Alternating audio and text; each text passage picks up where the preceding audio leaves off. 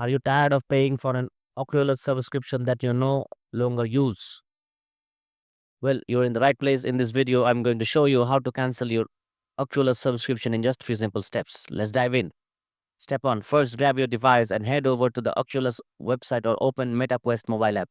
If you're using a browser, click on your profile image located at the top right corner of the screen. In the app, tap on the menu icon at the bottom right.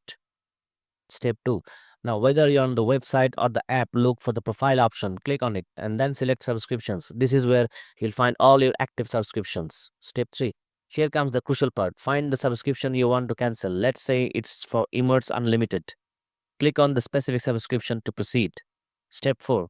Once you have selected it, look for the cancel subscription button. On the website, it will be clearly labeled. In the app, it might be a bit hidden under settings. Click it, you will be prompted to confirm your cancellation. Just hit confirm and voila, you're done.